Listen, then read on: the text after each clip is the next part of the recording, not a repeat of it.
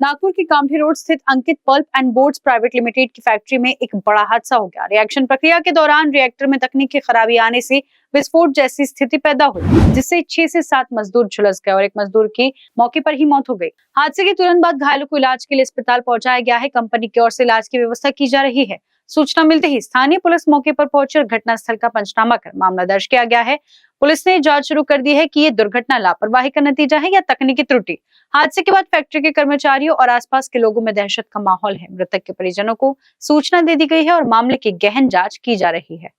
माझं नाव हिरालाल देवासे आहे। मी Ankit pulp and board private limited Kamthi road नागपूरमध्ये ॲज ए प्लांट इंचार्ज कार्य करत आहे। आज सकाळी रिएक्शन करताना एका रिएक्टरमध्ये हलकासं स्टीम लिकेज दिसलं।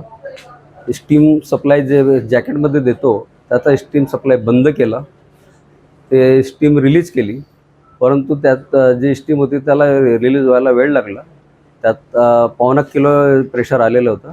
वेंट वाल्व केला होता तर अर्धा किलो एअर प्रेशर त्यात होतं। त्याच वेळेस डमी होलचं नेकपासून फ्लॅन समेत ते उखडलं आणि त्या उकडून ते डायरेक्ट खाली पडलं आणि ती गरम स्लरी थोडी वर उडली आणि तिथे जे काम करत होते त्या घटनेत 6-7 लोक जखमी झाले। त्यातला एक मृत आहे, एक थोडासा जास्त सिरियस आहे आणि 5 लोक साधारण कंट्रोलमध्ये आहे। त्या सकाळी सिटी हॉस्पिटलमध्ये भरती केलेलं होतं।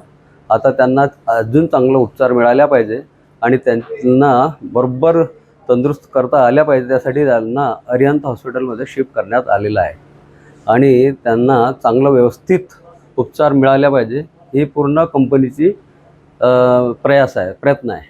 मृतकाचं नाव आहे सुधीर कालपांडे आणि ही घटना आहे सकाळी 10:18 पूर्ण डिटेल HR डिपार्टमेंटमधून मी तुम्हाला देऊ शकतो। कारा न्यूज़ के लिए विशाल बमड़वार की रिपोर्ट।